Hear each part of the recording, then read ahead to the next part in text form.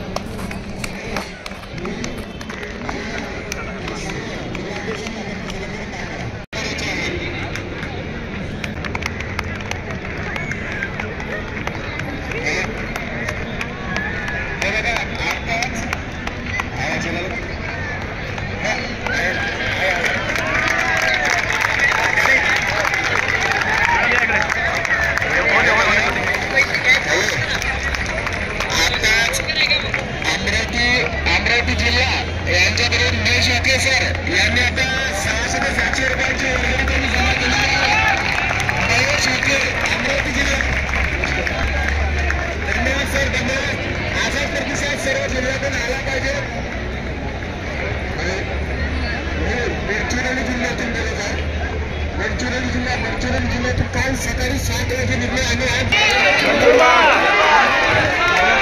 मध्ये उभारू नका, मोर्चाला सुद्धा पलीकडला जावा मोर्चा मध्ये इथं कोण उभा राहू नका।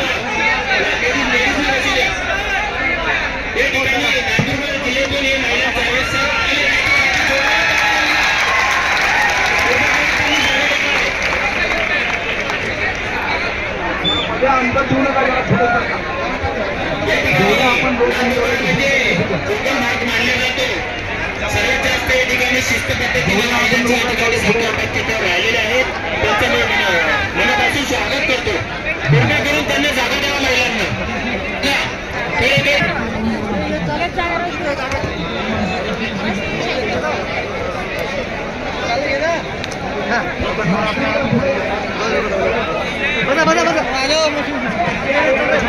प्रशिक्षणार्थी हा उपस्थितीचा व्हिडिओ माननीय मुख्यमंत्री साहेबांपर्यंत पोहोचेल या पद्धतीने या व्हिडिओला शेअर करा आणि ज्या प्रशिक्षणार्थींच्या मागणी आहे हे माननीय मुख्यमंत्री साहेबांनी लवकरात लवकर या प्रशिक्षणार्थींचे प्रश्न सोडावे अशी विनंती करत हा मी व्हिडिओ प्रस्थापित करत आहे। सगळ्यांना जय जोहार, जय महाराष्ट्र।